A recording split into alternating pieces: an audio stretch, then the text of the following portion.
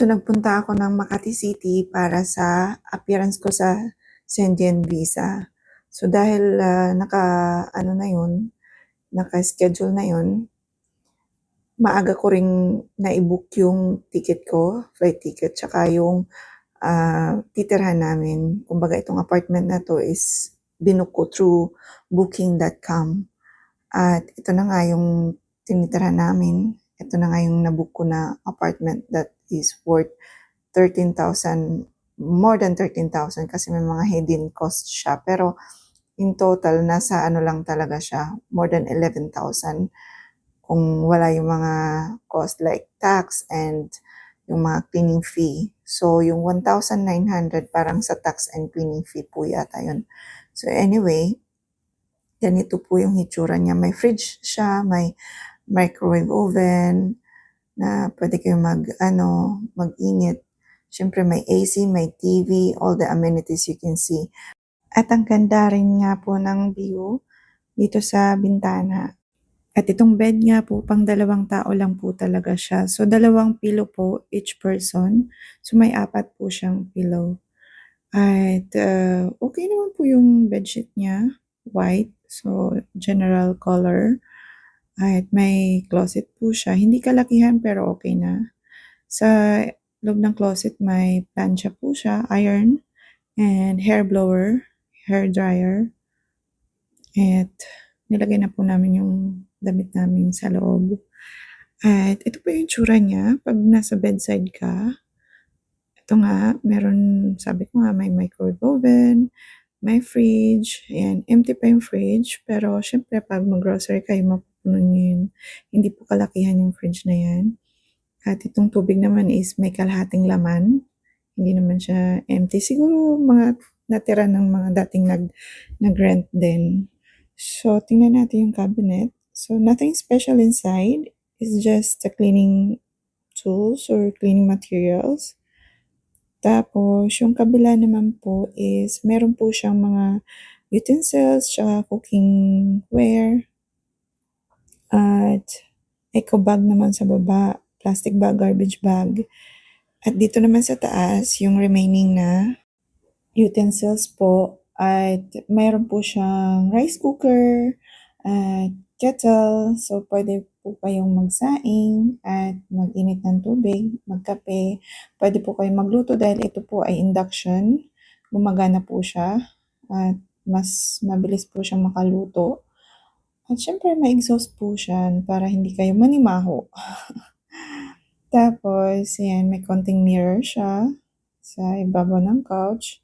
At itong tanim na po na to, hindi po yan totoo. Fake po yan, plastic po yan. For design lang po. So, ito po yung toilet and shower area. Nilagay ko na rin yung mga towel namin at yung mga gamit namin pangligo dito sa loob. At lahat naman po gumagana, wala pong may sira. Kumbaga yung gripo okay naman, yung shower okay naman. Okay din naman yung toilet, yung sink. So, yung lights, yung heater, gumagana naman po, pati yung bidet. So, wala akong makitang problema. At ito pa yung nakaganda dito kasi nilagyan nila ng mga books. Ayan. Nilagyan nila ng babasahin. Kumbaga, kung gusto mo magbasa, pwede. Aside from watching, meron din pong ano po talaga, free wifi dito. Ang problema lang is kung sensitive ka matulog, maingay po yung AC. Hindi naman sobrang ingay, pero yung saktong ingay lang. Para sa akin walang problema kasi sanay naman ako sa ingay. Kakatulog naman ako. Pero kung sensitive kayo, then hindi ito yung unit na para sa inyo. Ayan nga po. So, in-explain ko lang na medyo maingay siya than usual na mga AC. Pero so far, wala namang tumutulong tubig dyan. Wala namang problema. At ayan nga po yung view. Ang ganda po ng langit. Dito po magandang tingnan kapag gabi or sunrise or alam mo yun, yung nakikita mo yung moon and stars and city lights. Yan po. Sobrang ganda po. Kahit po noon time, ang ganda ng langit, di ba? Ayan po yung buong unit. May electric fan din po sila yun if in case na nilalamig kayo, pwede kayong mag-electric fan. At malapit po din 'to sa mga shop. Hindi kayo mahihirapan mag-grocery, hindi kayo mahihirapan pumunta ng parlor, salon, spa, or mag-exercise kasi malapit din po sa park. Ayan po. Medyo hapon na kaming pumunta dito, pero yun nga po dito sa Legazpi Village may park po dito. Malapit lang din po itong inistehan namin dito. So naglakad nga lang po kami. Yan po. Maraming nag-exercise dito, walking, running, yoga, or any kind of exercise you can have without, tools from the gym.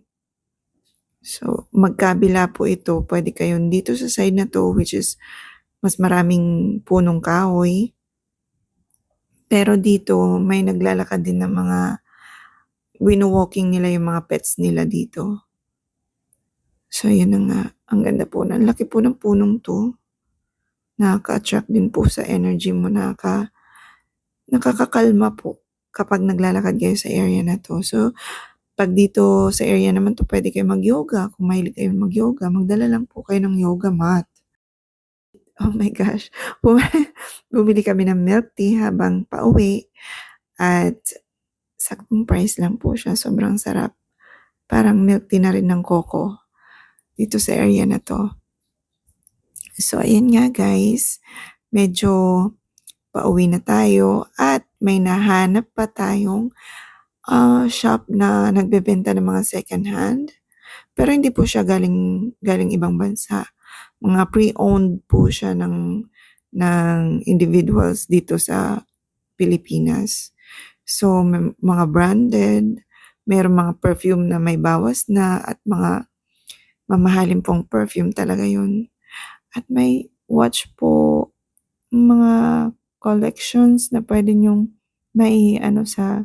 sa lugar nyo, sa kwarto nyo, kung may hilig kayo. May mga paintings din po kapag gusto nyo. Yan. Iba-iba pong paintings. Mas mura dito, syempre. Second hand na. Pero pag paintings naman, hindi naman kung ilang kamay na yung naghawak dyan, no? Yung nakamay-ari niyan. Pwede po kayo makahanap dito ng magagandang pwedeng i-display sa bahay nyo kung mga collectibles ba. Kumbaga nagko-collection kayo ng mga good finds na mga items. So maganda rin po ito dito. Ito nga yung perfumes na sinasabi ko ng mga branded talaga na perfumes na mamahalin kung talagang puno yung bibilhin nyo. Tapos maraming pwede kayong makita sa shop na to. At sa area na to, mas marami kayong makikita. Meron po siyang restaurant, shop for phone, electronics, clothing, kung ano-ano pa. Pwede rin kayong, kung may mga sira yung sapatos nyo, bag nyo, pwede rin po dito magpagawa. At ito po yung lobby ng tinitirhan naming apartment sa Amorsolo Tower. Tower 3 po kami. So usually wala naman pong nagtatambay dito. Wala naman pong kung umupo lang dito kung siguro nag-aantay ng Grab or taxi or yung sasakyan nila. Tsaka po nagtatambay dito o yung mga waiting para sa check-in. At ayun nga, pupunta na tayo sa embassy para sa Schengen visa. Pagdating po dito, no need po kayong pumila kasi tatawagin po yung oras ng appointment nyo. Maghanap na lang po kayo ng mauupuan kagaya nitong mga nakaupo dito kasi mapapagod lang po kayo. By time naman po yung tawag At ito nga po pala yung garden dito sa 6th floor, dito sa tower. Isa rin po ito sa mga amenities. So kung ayaw mong lumabas ng building, pwede rin po kayo mag-walking dito, mag-jogging dito, at mag-stretching, mag-yoga. Pwede nyong gawin yung exercise nyo dito. Malawak po siya at marami ding pananim. So nasa 6th floor po siya. So nag-stay kami sa 20th floor. Dito pwede mong gawin yung exercise mo. Ayan, eto nag-walking po ako nito. Wala pa akong alamos. Yes. So, pwedeng mag-walking, running, mag-yoga, meditation. Tahimik po ito dito, hindi po masyadong crowded. So, pwede nyo gawin yung daily routine nyo sa mga health enthusiasts, sa mga naghahanap ng magandang Ito din po yung lounge nila. So, pwede kayong umupo dito, pwedeng magtambay, pero bawal po pagkain dito. So dito sa garden lang po pwede yung pagkain. Sa poolside naman, water lang yung pwede. Hindi pwede ng magdalang pagkain. Ito po yung poolside nila. Sa kabila pa lang po ito ng garden. At konti lang po minsan nagsiswimming dito. Mga busy kasi yung mga nakatira dito. So kung ikaw yung guest, ikaw yung naka-register dito na pangalan, let's say dalawa kayo naka-register, so kayo lang pwedeng mag-swimming. Kung may bisita kayo, hindi po sila pwedeng mag-swimming. Pwede naman, pero kung kakausapin mo yung host mo. This is all for today. Thank you for watching. Please hit like and subscribe to my YouTube channel if you like this video.